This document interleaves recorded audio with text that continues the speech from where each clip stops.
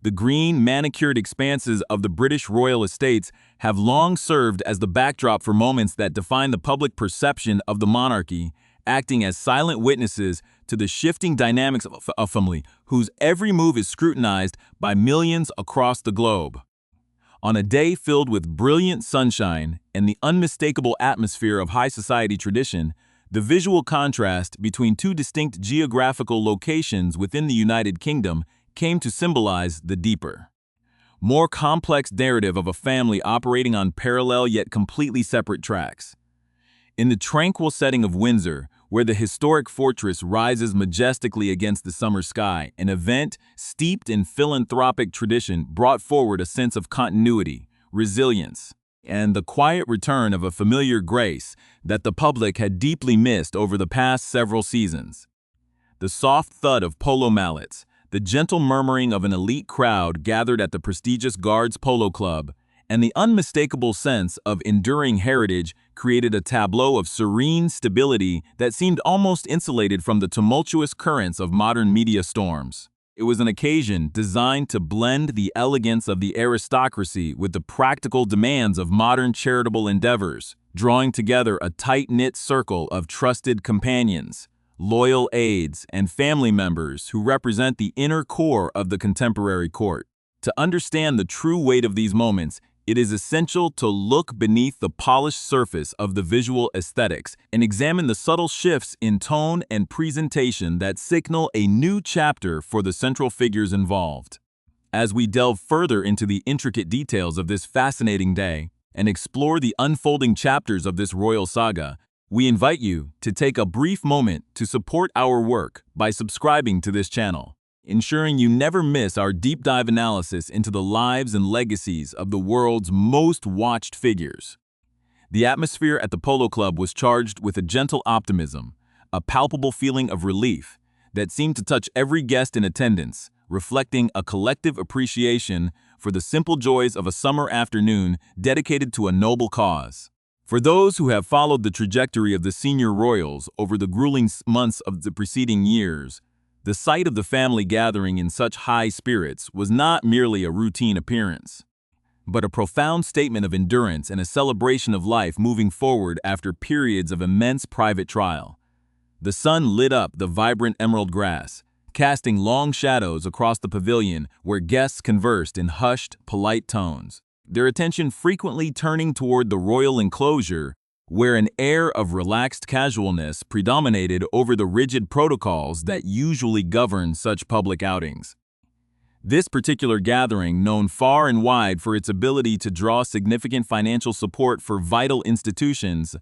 carried an underlying weight that transcended the sport itself,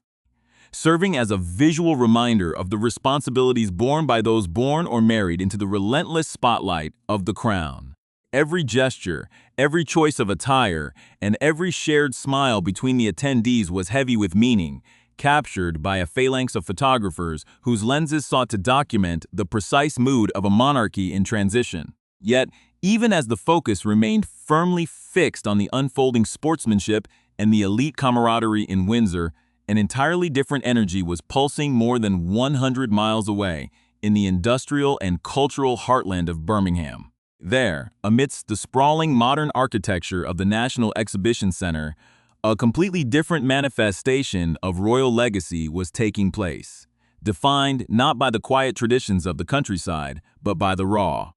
kinetic energy of competitive sport and the fierce determination of international athletes. The contrast could not have been more striking, creating a fascinating duality that captures the current state of a fractured dynasty, where two brothers, once inseparable, now command entirely different spheres of public attention on the very same day. In Birmingham, the atmosphere was defined by the loud cheers of spectators, the metallic crash of sports wheelchairs, and the passionate drive of individuals who have transformed their personal adversities into a powerful collective movement. This second focal point of the day's narrative brought its own set of expectations, its own intense media scrutiny, and a unique set of personal stakes for the individual at its center, who has dedicated years of his public life to championing the resilience of wounded veterans, The simultaneous occurrence of these two major events naturally drew the eyes of the world, sparking a wave of intense curiosity and speculation regarding the invisible threads that still connect these two distant stages, or perhaps the finality of the distance that now separates them. As the day progressed, observers could not help but analyze the parallel timelines, noting how the distinct environments reflected the starkly divergent paths chosen by the two princes, each carving out a specific role on the global stage while navigating the heavy burden of their shared history. The quiet elegance of the polo field and the loud, fast-paced action of the sports arena stood as twin pillars of a single overarching story that continues to captivate the public imagination, raising profound questions about duty, family, and the personal cost of a life lived entirely in the service of an institution or a cause. Within this broader context, the individual stories of the participants began to merge into a larger tapestry, where the specific details of their interactions, their clothing, and their companions took on an amplified significance. Parsed by experts and enthusiasts alike for clues about the internal state of the royal house. The sense of anticipation grew as the afternoon wore on, with each location producing its own memorable images and statements that would dominate the headlines for days to come, ensuring that this particular Saturday would be remembered as a landmark moment in the ongoing chronicle of modern royalty. By examining the subtle nuances of both gatherings, one begins to appreciate the masterful balance of public relations, personal passion, and institutional duty that defines the daily reality of these individuals, who must constantly project strength and stability even when the ground beneath them is shifting. The narrative structure of the day was perfectly balanced between the traditional and the contemporary, the serene and the dynamic, offering a rare glimpse into the complex machinery of public life, where personal resilience is tested in the most visible manner possible. As the first horseman took to the field in Windsor and the first whistle blew in Birmingham, the stage was set for a day of extraordinary visual storytelling, one that would highlight the enduring power of the royal brand while underscoring the deep personal divisions that remain hidden just beneath the surface of the official photographs.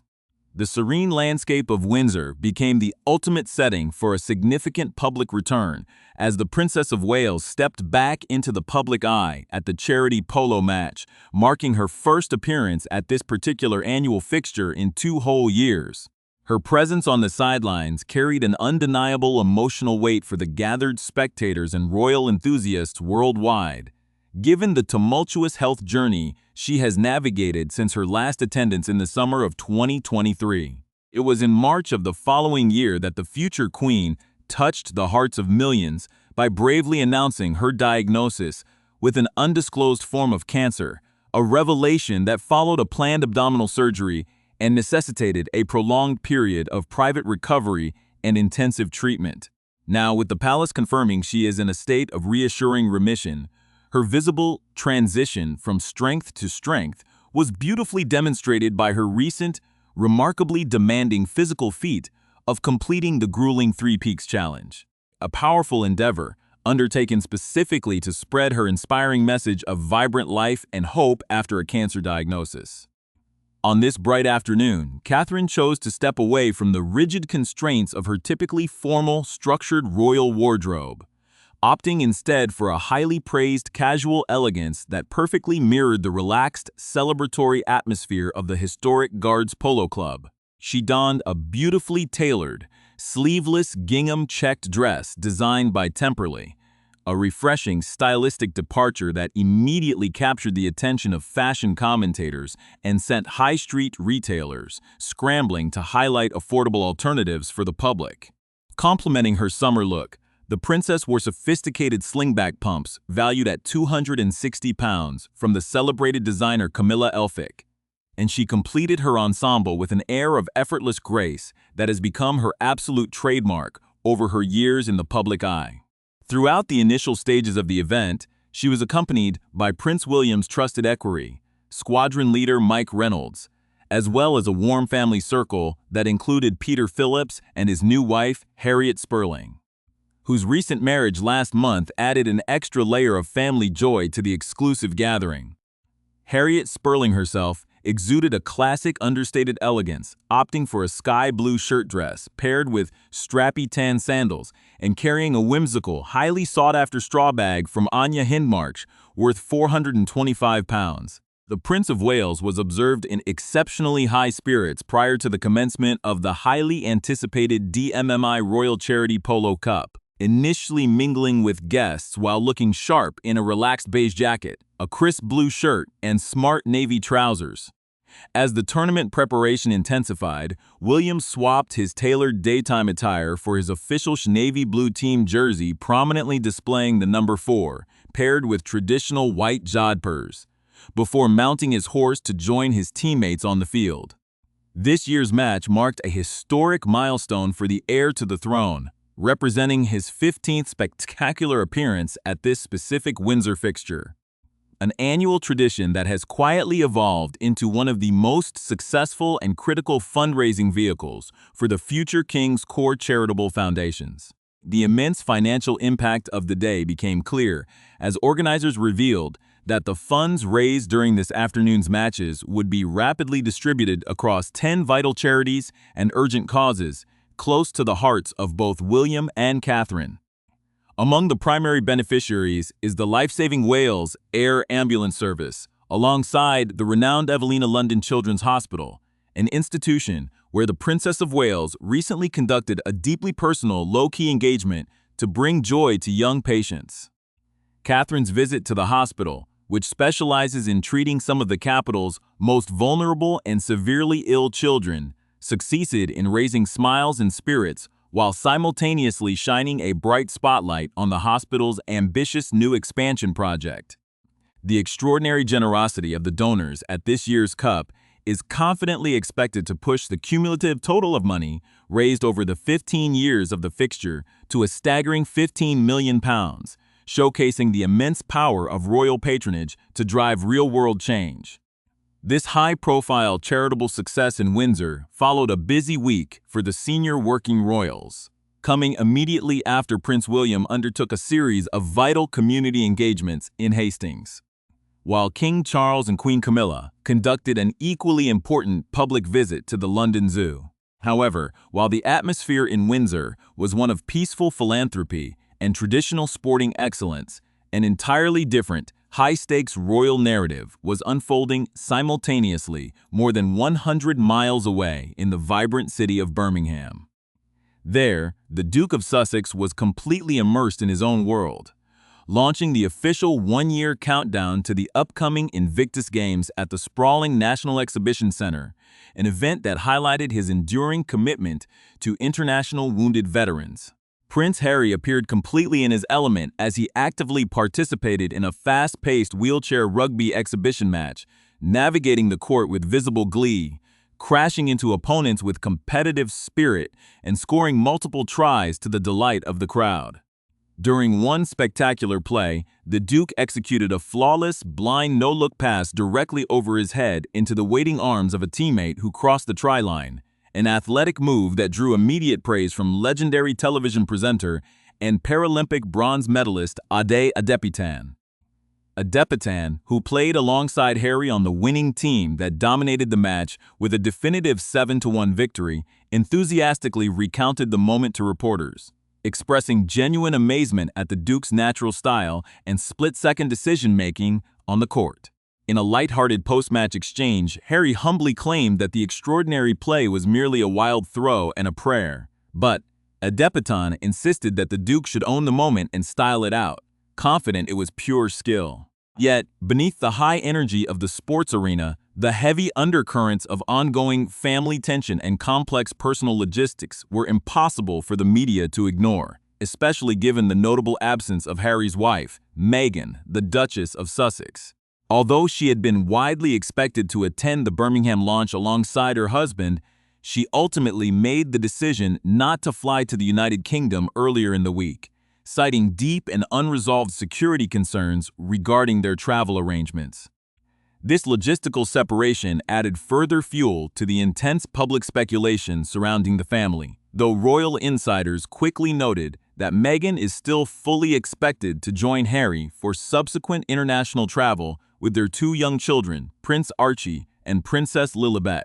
This potential summer travel has ignited a flurry of rumors across the British press regarding a highly anticipated, emotionally charged, private meeting between King Charles and his distant American-based grandchildren, whom he has had very few opportunities to see in recent years. The delicate balance between Harry's public success on the sports court and the complex realities of his personal family relationships was brought into sharp focus during a candid interview with ITV's popular morning program, This Morning.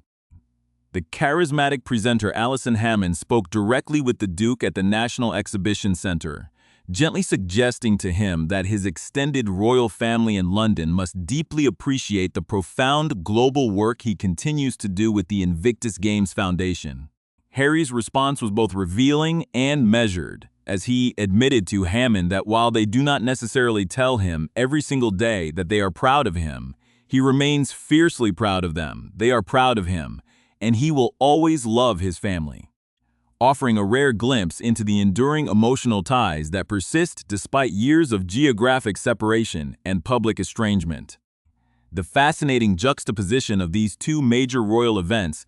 occurring on the exact same afternoon, serves as a powerful mirror for the modern monarchy, illustrating how the institution continues to evolve through the individual actions of its most prominent figures. To fully comprehend the deep significance of this midsummer Saturday, one must examine the rich histories and personal journeys of the participants,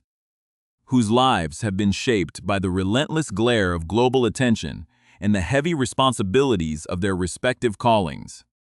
In Windsor, the Prince and Princess of Wales demonstrated their commitment to a model of public service that combines traditional patronages with a deeply personal touch, a strategy that has solidified their position as the stabilizing center of the contemporary royal house. Prince William, born into the direct line of succession as the elder son of King Charles and the late Diana, Princess of Wales, has spent his entire life preparing for the ultimate responsibility of the crown, developing a philanthropic portfolio that reflects his deep concerns for healthcare, emergency services, and environmental conservation. His 15 appearances at the annual Windsor polo fixture are a testament to this long-term dedication, transforming what was once a simple elite sporting gathering into a fundraising powerhouse that has generated millions for organizations like the Wales Air Ambulance and the Evelina London Children's Hospital. The success of this year's Cup, pushing total lifetime fundraising past the £15 million mark, underscores the immense convening power of the heir to the throne, even during times of profound personal and family trial. For Catherine, the Princess of Wales, this return to the polo sidelines represents a triumphant milestone in a journey marked by extraordinary personal resilience and a quiet, dignified approach to public life.